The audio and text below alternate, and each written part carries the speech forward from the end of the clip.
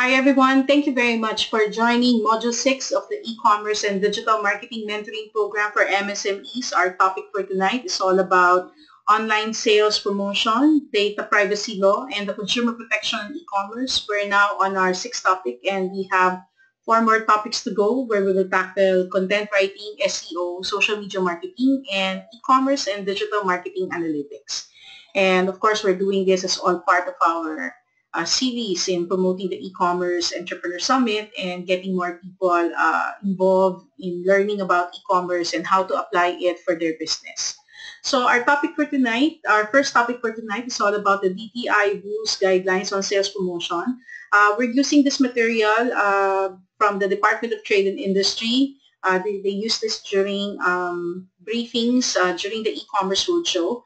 Of course, we're sharing this material for the purpose of accuracy, but the presentation does not have any intention of misrepresenting the DTI in any way. We're just using this as reference to make sure that we are accurate with the handouts that we're using in terms of how this is shared to the public. But again, it is not intended to misrepresent the Department of Trade and Industry in any way. Okay, so now, when you look at the Department of Trade and Industry, actually they have a very active consumer protection group, and their consumer protection group is divided into four.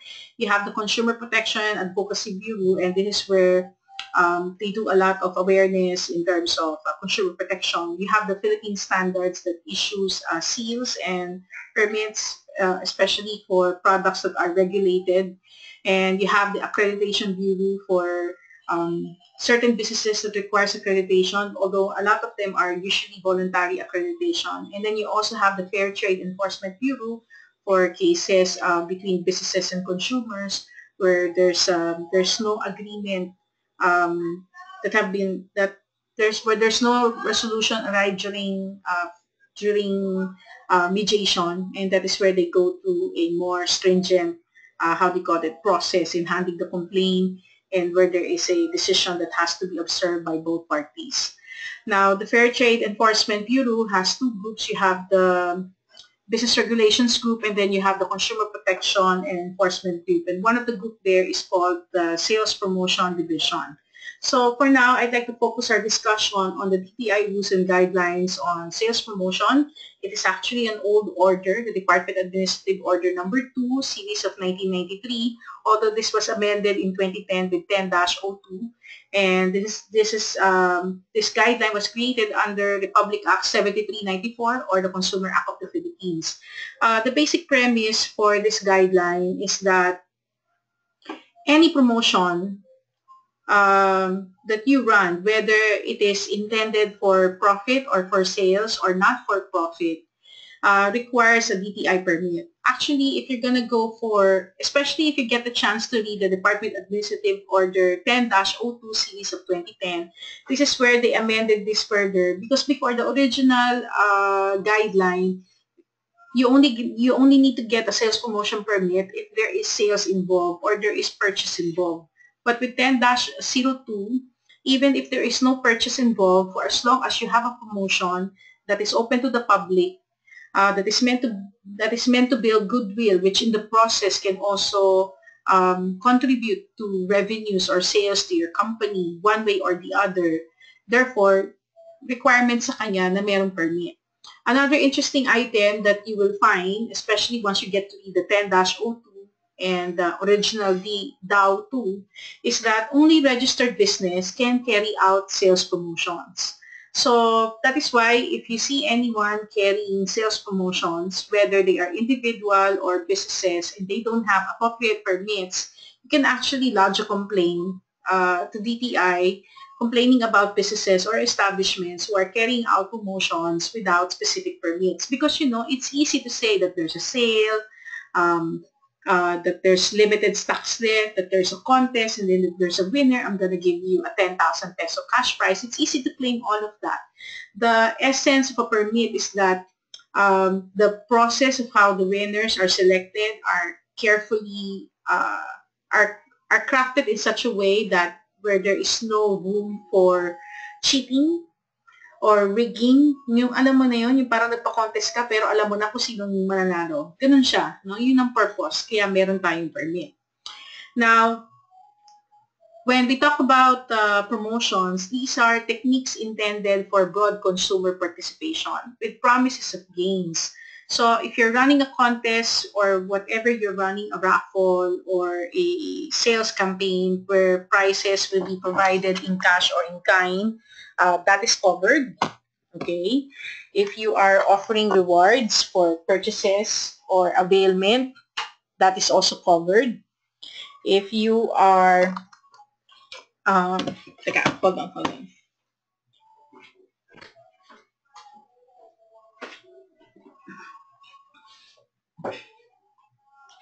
I had to switch lighting.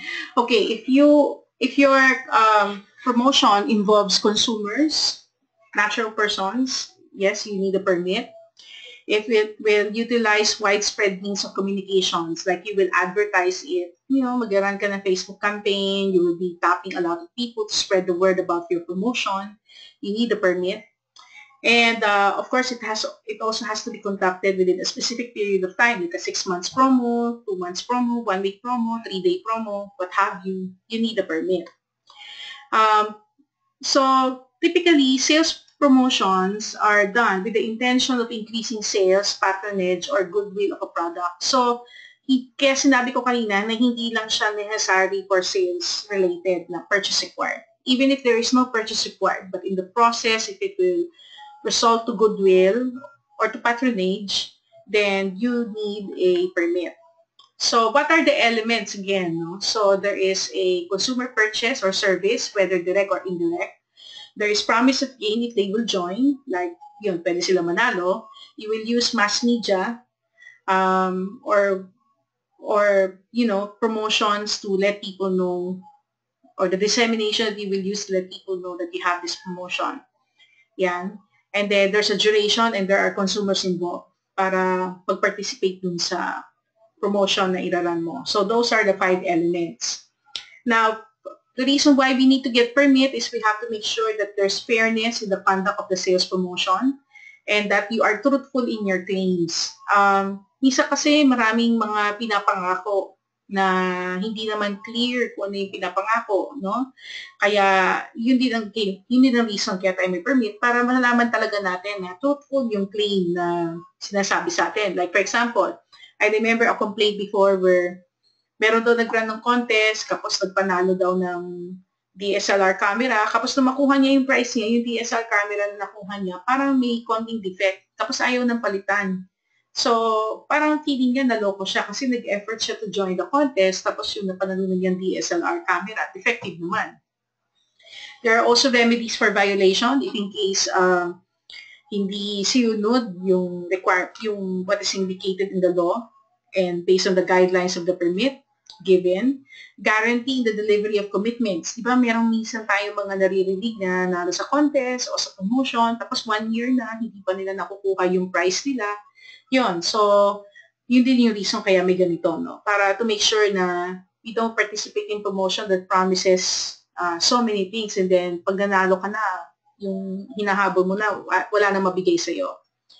So, according to the law, any person, or according to the DAO 2, any person intending to conduct any form or scheme for any of the covered activities shall first file an application for permit with complete supporting documents before the proper office of the DTI at least 30 days before the commencement of such activity. An incomplete application shall be deemed not filed for this purpose. So kung talagang susunod tayo dun sa pinaka-original guideline ng DTI, kailangan 30 days before the conduct of the contest or the promotion, kailangan na i-file na siya, no? So yun ang intention. So you need to secure permit for all consumer products and services, campaigns, credit facilities, which include sponsorship of game shows and similar activities. When it regards to food, drugs, devices, hazardous substances, agricultural products, pwede mo siya i-file sa DOH, Department of Agriculture, or depende kung anong government agency siya naka-enter. And then, per 10-02, the rules on promotional campaign shall not apply to the following. Kapag government ang nagpo-promo, hindi nga kailangan ng permit, no? Pero ifa-follow niya yung guidelines, no? Ganun din for private entities who's doing a project with government, hindi niya rin kailangan ng permit, pero kailangan i-follow niya yung guidelines. The same also for organizations where the activity is only limited to the organization and not meant to the public, but still they have to follow the guideline. Exemptions from the permit are instant sales promotion. Ano ibig sabihin yung instant sales promotion? Like yung nag-declare ka ng sale ngayon na. Like halimbawa, I have a restaurant. Tapos sabihin ko, 6 o'clock na, no? O sige, sale na yung buffet natin hanggang 10 p.m. 50% off. Yung wala akong any prior announcement that I'm going to have a 50% off. Parang ngayon ko lang siya in-announce.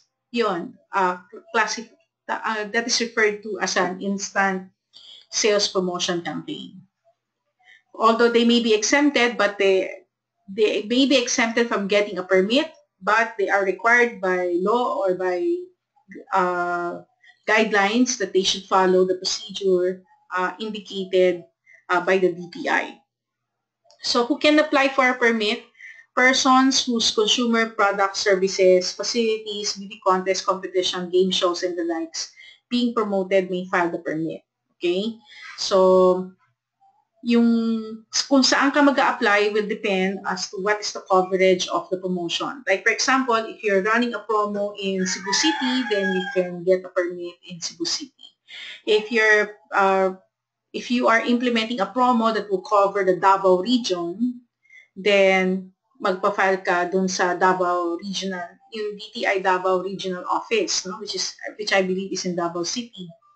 Now, if your promotion will include Metro Manila only, or several areas including Metro Manila, then you have to apply with the Manila office with DTI FTEB. Now, if you have several regions in the country, excluding Metro Manila, like halimbawa may promo ka sa Baguio, Davao, and Cebu, but not Metro Manila, you can file at the respective regional office where the main office or coordinating office of the sponsor. So, ibig sabihin, if the coordinating office of the whole promo, let's say, is in Davao, but your promo is running in Davao, Cebu, and Baguio, then sa Davao ka mag-a-apply ng permit. So your permit should not be more than 1 year, although it is extendable to 6 months upon DTI approval. Price reduction should not exceed 3 months. Pag closing out sales yung promo mo, hindi siya pwedeng lumagpas ng 6 months. Okay? And then, all of your advertising materials must conform with the Code of Ethics of the Ad Board. And all ads, brochures, or any printed matter describing the mechanics shall conform with the mechanics approved by the DTI. Kaya kailangan pa nag-apply ka ng permit, lahat ng collaterals mo, mapa-online or offline, kailangan kasama siya sa application. And any changes must be approved by the DTI. And then, an approved promo shall include in their ads the phrase per DTI blank, depende kung saan location, permit number, kung ano yung permit number na binigay sa'yo, series of, kung anong year yan, kinakabit natin yon sa mga promo. Kaya mapapansin nyo, kung if you've ever tried running a promo where you don't have a DTI permit, sometimes you will see people asking you if you have a DTI permit, especially if they are so used to joining competitions or promos already. No? Kaya kung medyo popular na brand ka, it is important that you must have a DTI permit. Now, of course, if you have an approved permit and you decided not to push through with whatever you're doing right now, no? Kung yung ginagawa mong promo, nag-decide ka na hindi mo na siya itutuloy, you can also appeal for voluntary cancellation of your approved promo or campaign. So you can do this provided no information dissemination was done yet. Like, hindi ka pa nag-advertising, and a written notice must be submitted to the DTI prior to such a voluntary cancellation. And kung magka-cancel ka after publication, but before the commencement of the promo period, like hindi pa siya na-announce mo na pero hindi pa siya nag-start, so as long as you can cancel or express your intention to cancel 5 days before, no, possible pa siya, no? So, basta 5 days before the promotion. And the discontinuance or cancellation shall be immediately disseminated. Sponsor shall honor the promo commitment should it fail to comply with the required period. Now, kung ongoing na yung promo mo, hindi siya i-allow ng DTI. Okay? So, voluntary cancellation of ongoing promos shall be based on the following grounds, no? So, final judgment of voluntary insolvency or bankruptcy, occurrence of fortuitous events, or force majeure, like yung bumagyo, what have you, no? O yan, nagsara yung kumpanya, yan, pwede siyang makonsider. Now, paano kapag online yung sales promotion? I think ang challenge sa traditional sales promo is that medyo bureaucratic siya, no? Kasi you have to apply 30 days before. But today, the DTI, especially in Metro Manila, is already approving sales promotion permit applications within 2 to 3 days, no? Lalo na kapag yung promo ay online. So, kung tutusin, nag-a-adjust din naman siya to the times. And the DTI refers to this as the web-based sales promotion. And web-based sales promotions are sales, specials, and discounts offered online to the company website or an online retail platform, no? Where the sales promotion campaign is disseminated through websites, through emails, or through ads. Of course, and normally, website owners do this kasi syempre, alam naman natin na yung Pinoy mahilig sa sale, di ba? So, we want to turn site visitors into consumers and get visitors to take action. Now, pag sinabi kasi natin sales promo, talagang may malaki kang campaign na nag-announce ka. 30% off, o kaya Valentine's Day sale, buy 3, take 1, yung mga ganyan. Yung talagang malakihan yung mga announcement na talagang yun ang pang-pitching mo talaga. At yun ang highlight ng buong campaign mo for that period o buong marketing messaging mo for that period at hindi siya normal na product, yun yung kadalasan ina-applyan natin ng permit. So we also use this for advertising to gain loyalty, running contests, and also to boost our search engine rankings.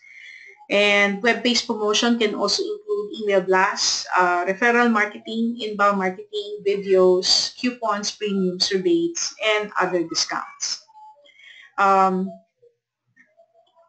Now, typically, kapag nag-run tayo ng mga ganitong promo, depende kung ano yung nature ng iyong business. Kung ikaw yung isang klase ng retailer site na alam mo kaagad na meron kang ongoing promo every week. Like, for example, if you know that every week you will have a 50% off campaign, pero every week nag-iiba-iba lang yung produkto mo, then if that is the case, it will be more practical for you to apply for a blanket permit. Pag sinabi natin blanket permit, it's like a 1-year permit or a 6-month permit.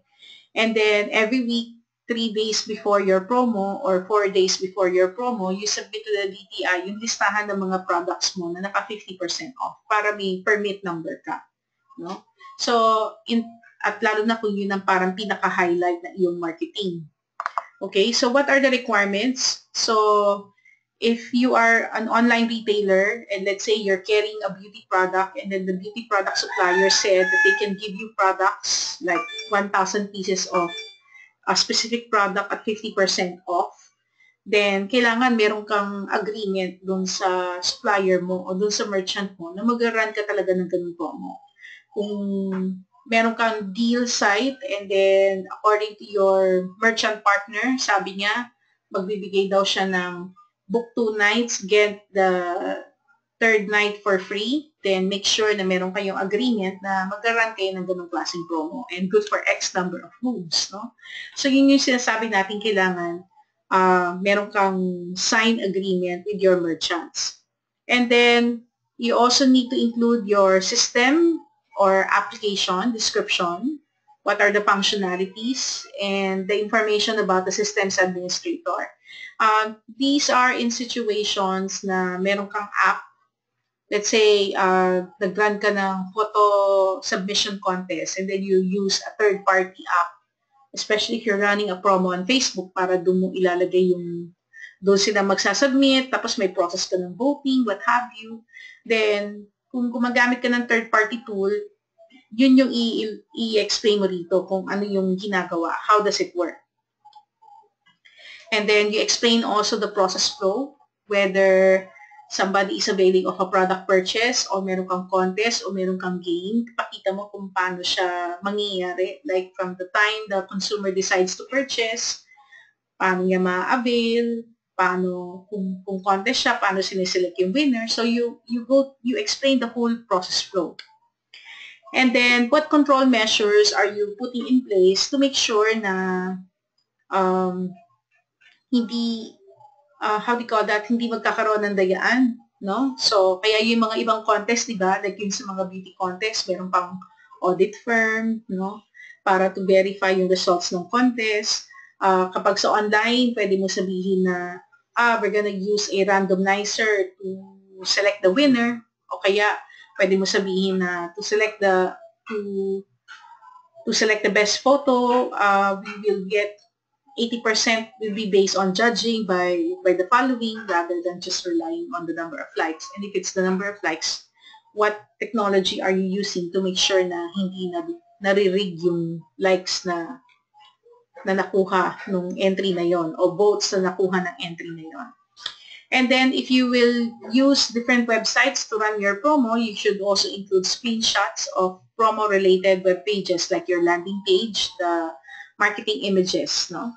So the announcements, landing pages, and any social media collaterals that you will come up with for your promo. Alright? So, ganyan siya. So, do we have questions insofar as the promos are concerned? Actually, kung gusto niyo nung mas another look of it, meron tayo isang SlideShare document that you can also access. Ito. I'll give you the link to this one. Ito yung talagang original deck na ginagamit natin pag pinapaliwanag natin siya. Okay. So, meron din dyan. And I think yung dito yata, meron tayo nung fees. Ayan yung fees. So, what are the fees when applying for a promo permit? Kapag yung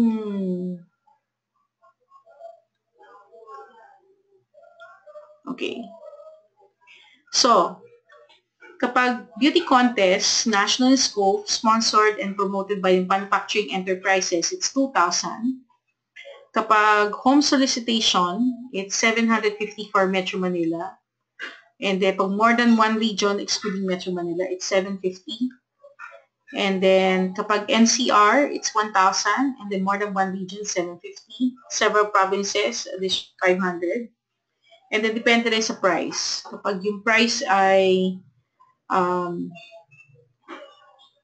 up to 50,000, then the application fee would be 250. So, depende, no? So, kasi may mga promo naman na walang price di ba? So, kung price-oriented yung promo mo, then yung price-based pricing ang i-apply sa'yo. Kapag geographical area, then pwedeng geographical area yung i-apply na pricing. And then any amendment will result to a 100 peso application fee. Any extension, if yung request will require a 300 pesos processing fee. Alright? So, may question po ba tayo dun sa permits?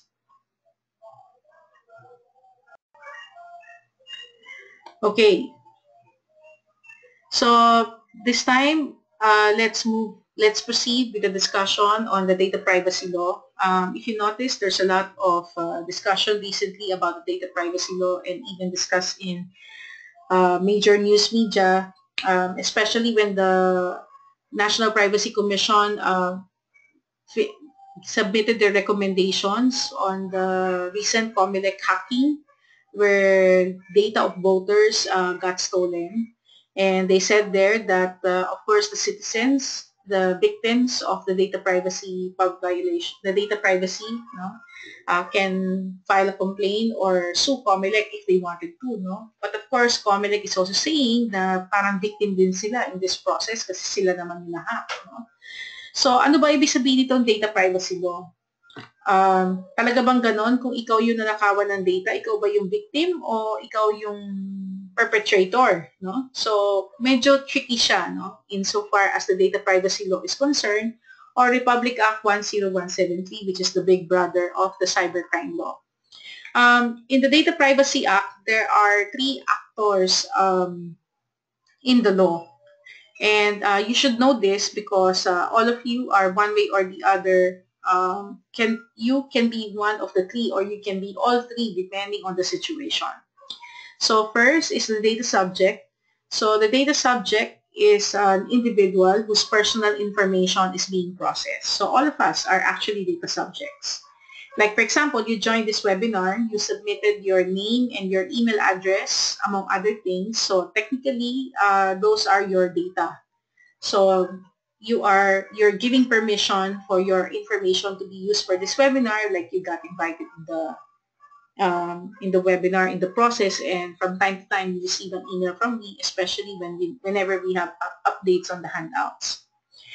Then you are also a personal information controller, who is a person or organization who controls collection, holding, processing, or use of personal information, including those who instruct others to do so. So if you collect information, like in this case, in this webinar, I collected the information, then I am also a personal information controller.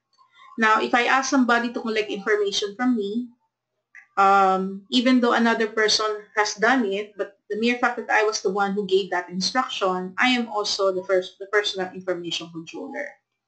And then you also have personal information processors, which are natural or juridical person to whom a personal information controller may outsource the processing of personal data pertaining to a subject. For example, if I'm using GoToWebinar as a platform where your information is submitted so that you can be added to this webinar system, then GoToWebinar is a personal information controller.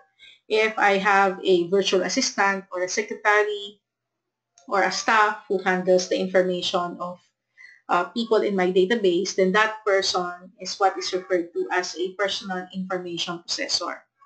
Now, if the personal information processor mishandles any information, he or she can be liable to the personal information controller because the personal information controller is the owner.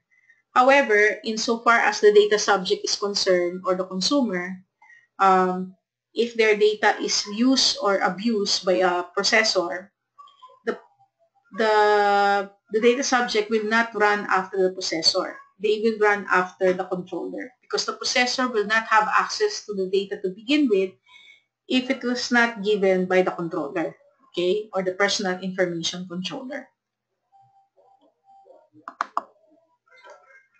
Now, when we talk about the data privacy law, it applies to processing of personal information and sensitive personal information.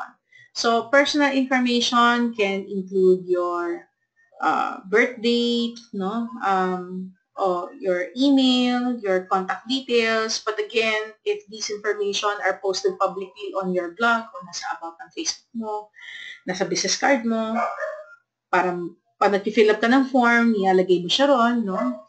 Sa mga public events o sa mga contests, you compromise your personal information. Now, pag sinabi naman natin sensitive personal information, this can be about your arrest, any pending cases, your social security number, your tax filing, if you have a pending case, or results of your case, result of a case that you became part of. You have a tax case, your health condition. All of these are classified as sensitive personal information. So why does this matter to us? So in principle, if you are an e-commerce website owner, please remember, do not collect more than what you need. Because the more information you collect, the more liability you have, especially when that information gets compromised. Now, for the law, the Data Privacy Law created the National Privacy Commission to monitor the implementation of the law, and these are the three commissioners that we have insofar as the law is concerned. They will release guidelines soon because the law specifically stated that that the commission must be properly notified if the data is compromised. Kaya kung tutusin, yung COMELEC, parang ginagawa nilang argumento ngayon. No? Parang sinasabi nila, lumahak kami and everything, since there was no data National Privacy Commission yet, we don't have anyone to talk to and inform that our data got compromised and what we must do. No? But now that we have the National Privacy Commission, it says here that if your system gets compromised, like your website gets hacked, na lahat ng customer database mo nanakaw, o may naka-download ng kopya, you have to inform the National Privacy Commission. That is your part of your, I don't know if you want to call it safeguard, no? Pero parang to show good intent na wala kang intention na ma-compromise yung data mo, no? Of course, the assumption there is that you have applied ample protection also in processes to protect your data. Government personnel can only access sensitive personal information off-site with proper authority. Actually, for any government personnel, hindi sila pwede mag-download ng kahit na anong data on their USB, what have you, no? Kapag meron ka nakikita nagpapass on ng mga ganong klaseng data, that is already a violation of the data privacy law. So, dapat meron silang authority. And heads of government agency must ensure their system compliance with this law. Kaya tuloy yung discussion sa COMELEC, hinanghabol yung ating COMELEC commissioner in that regard. No? And the principle sa data privacy law is that the data subject must have given consent. No? It gave parameters on when and on what premise can data processing of personal information be allowed. For example, nakabili ka ng database ng top 10,000 corporation. Nandun yung mga pangalan nila, details nila. Can you process it? Can you use it for your own intention? Some may say, yeah, kasi public information naman siya, so I can process it. Technically, parang lumalabas hindi ganun ka-clear yun. It's a gray area because ideally, the data subject must have given you consent. Except otherwise, if the information that you're processing is publicly available information, like kagaya nun, na nabibili lang yung report sa labas. Remember that, pero regardless, even if nakuha mo yung data sa labas, nabili mo, like nasa isang top 10,000 corporation na book report, even if you got that data publicly, you must also remember that the data subject has the right to know if their personal information is being processed. They have the right to know where you got their info, how is their info being used, and they can request a copy of their information. So, may right silang hingin yan. So, hindi mo pwedeng sabihin na, sorry, I cannot give you a copy of your record because it is confidential. But actually, according to the law, the data subject has the right to request a copy of their record. They can also request for the removal or destruction of personal information, except if it is required by legal to be kept. There's a legal requirement that compels you to keep it. Like, for example, you can say na, well, DAR requires archives of 15 years, so that means I cannot delete your transactions with us for the past 15 years because of tax regulation.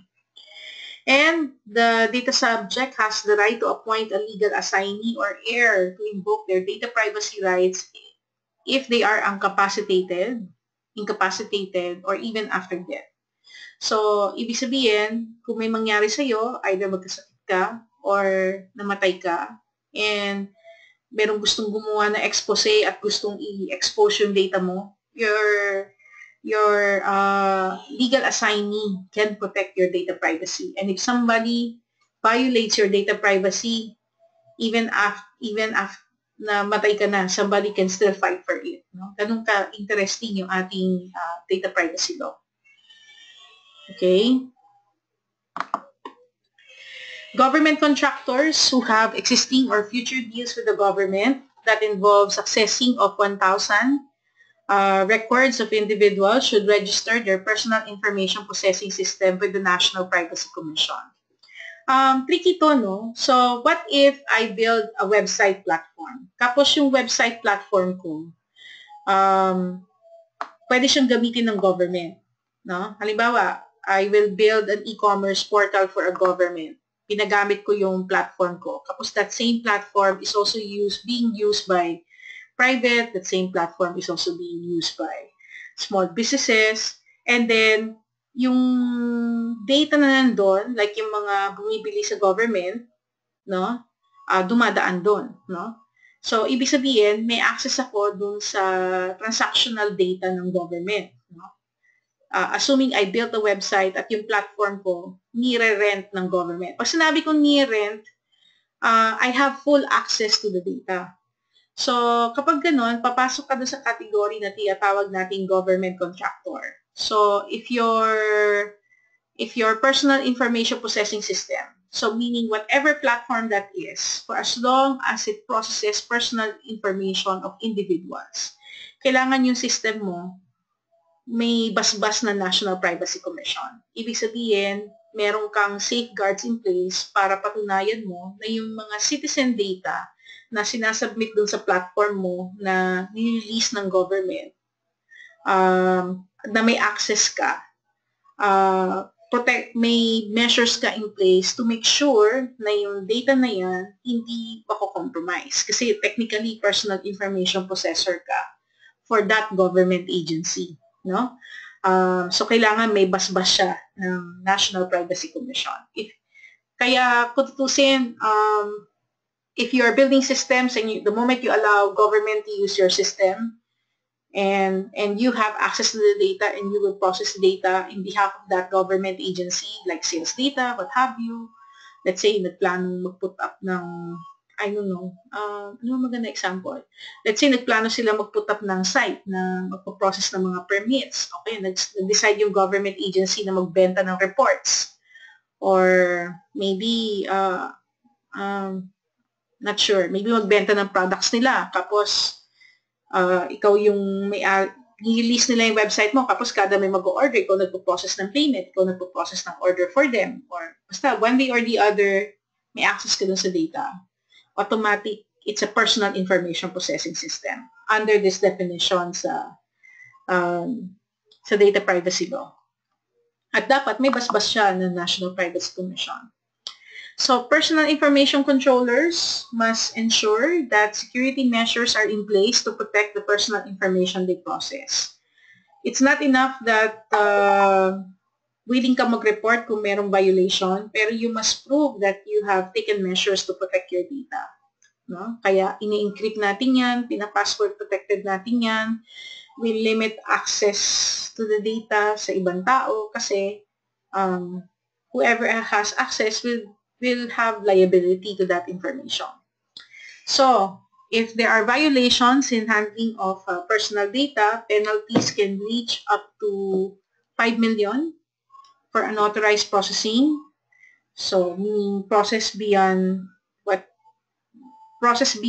is authorized. Pag nagkaroon ng malicious and unauthorized disclosure, like for example, meron kang, ano ba maganda example? Let's say, nag-apply kang merchant sa isang payment gateway, and then the payment gateway said na hindi approve yung pagiging merchant mo. That's it. And then, 3 days later, 5 days later, or a month later, you talk to a friend, and then you found out na sabi sa'yo ng friend mo, uy, according kay payment gateway, hindi pala na-approve yung pagiging merchant mo. Oo nga eh.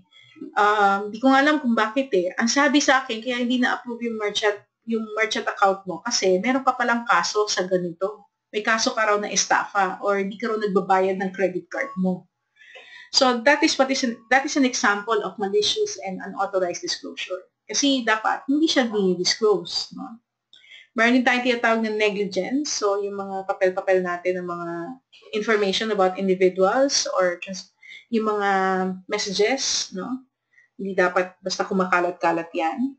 Improper disposal of information, like yung printout mo, tinatapon-tapon mo lang, hindi mo siya sinishred.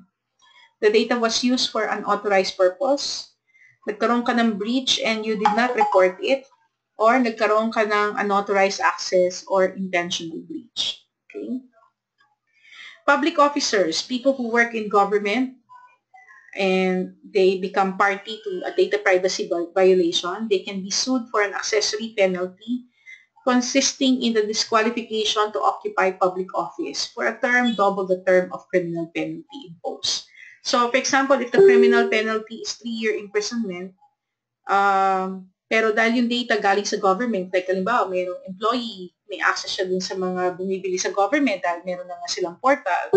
Tapos yung data na nakuha niya, nung pag-resign niya, umalis siya at ginamit niya sa ibang lugar. So, ibig sabihin, yung bossing dun sa government agency, hindi siya nag-implement ng proper measure para i-protect yung data na yon, no?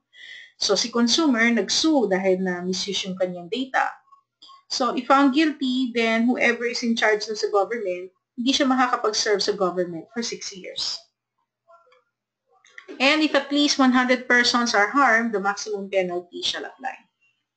So, up to 5 million ang penalty. Okay, so that is the data privacy law. Do we have questions about the data privacy law? Sige.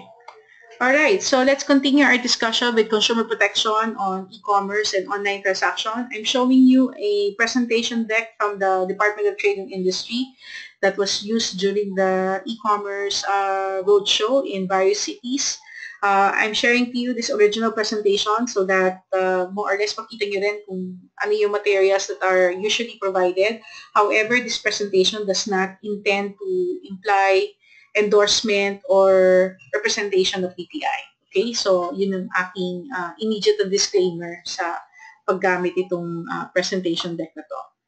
Okay, so let's continue. So, marami tayong mga issues pagdating sa online selling. And typically, the issues that we see online includes frauds and scam, no? So, yung mga nandoloko online. Sa akin, malaking concern yung mga tinatawag natin misleading or deceptive product advertisement. Lalo na yung mga mahilig mag-claim na number 1 or the best, no? Or the whitest, anything na tawag natin dyan, mga superlative claims, no?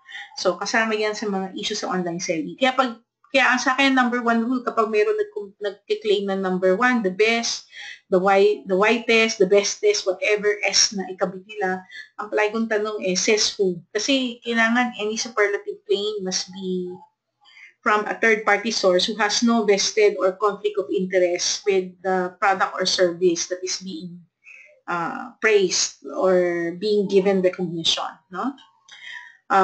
Minsan din, may mga na-encounter din tayong issue on difficulty in returns and replacement. Minsan, nagkakaroon din tayo ng mga unexpected dues, transactions, and surcharges. Privacy breaches, including the abuse of user information. Kaya natin tinakal yung data privacy law kanina. And then also some concerns on delivery. So, ang legal basis natin sa ating consumer protection primarily anchors on 2 documents. One is the E-Commerce Act of 2000 and the DTI-DOH-DA-JAW or Joint Administrative Order Number 1 Series of 2008, which covers the consumer protection for e-commerce transaction. And of course, you have the Republic Act 7394 or Consumer Act of the Philippines. And then later on, new laws were created like the RMC for tax obligations in relation to online business transaction, the Data Privacy Act, and the Cybercrime Prevention Act. So, pag-focus tayo dun sa JAW, no? So, ang sinasabi lang sa Joint Administrative Order is that any e-commerce site, no, lalo na kung business siya in nature, dapat nagpo-provide siya ng clear identity tungkol sa kanyang nature of business. So, dapat available yung kanyang DTI or SEC registration. Of course, you have to post it in such a way na hindi kayo pwedeng i-misrepresent or somebody to be pretending as you. Clear yung identity ng owner ng business. Nakalagay din ng address or contact details, email address, and any other applicable registration or license number. So parang ang treatment sa kanya is a regular business where you walk in, you see the permits of the business. So same principle. And of course, contact details at kung sino yung, kung foreign entity siya na may office din siya dito sa Philippines, sino yung kanyang representative agent sa Philippines. And then the joint administrative order also requires that you must have that your terms, conditions, and costs of consumer transaction must be clearly stated online, including your price tag, malinaw yung presyo, kung meron delivery costs, kino-communicate yung delivery costs, postage costs, handling costs, rather than surprising the consumer at the end when they are about to pay already. And of course, if insurance has to be covered as well or has to be paid for, that needs to be indicated as part of the terms and conditions. And taxes, custom fees, and other fees that may be imposed on or collected from consumers. Kaya minsan mahirap bumili sa overseas, di ba? Kasi maybe you bought an item and you know that the item is only $50 and then pagdating sa Pilipinas, bigla magugulat ka na lang doon sa custom duties niya, no? Buti na lang, meron ng de minimis ngayon that makes things easier for online buyers. In addition to your terms and conditions, ini-indicate din natin in addition to our terms and conditions, nilalagay din natin yung methods of payment that you are accepting for your site and how secure these payments are, no? More or less providing information on how you process the payment and what platforms are you using to make sure that their credit card information will not be compromised if they will pay through credit card. And then, if the person decides to cancel after payment, what is your provision for cancellation?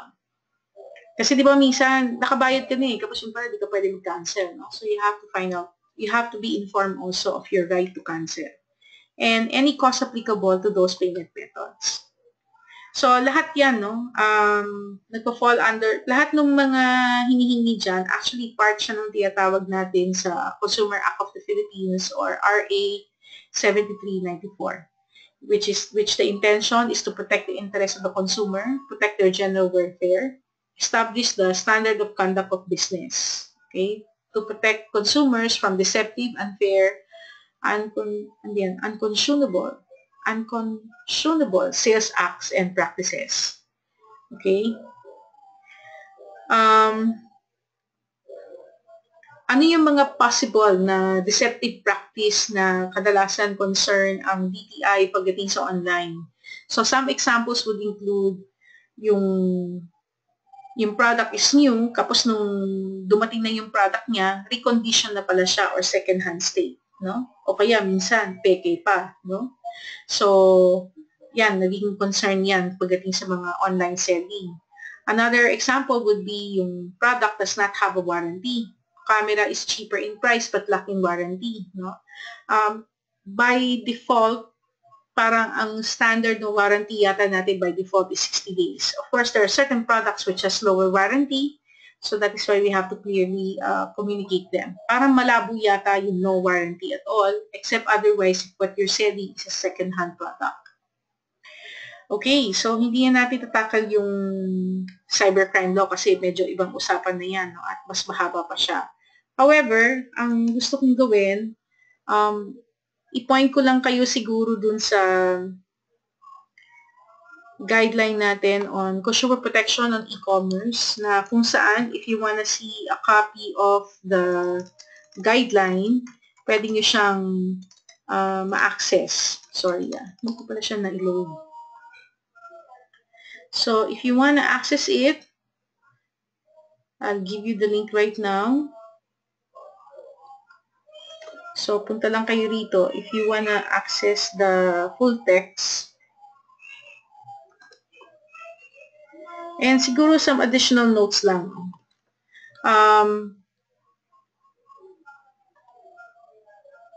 So, i-highlight ko lang ulit, based on this article, yung e-commerce merchants are required to adopt fair and reasonable business practice. Sell products that are to meet quality and safety guidelines. And they are authorized to be marketed in the Philippines. Huwag kayo magbebenta ng products na nakaban sa Philippines, especially banned substances or banned medicine.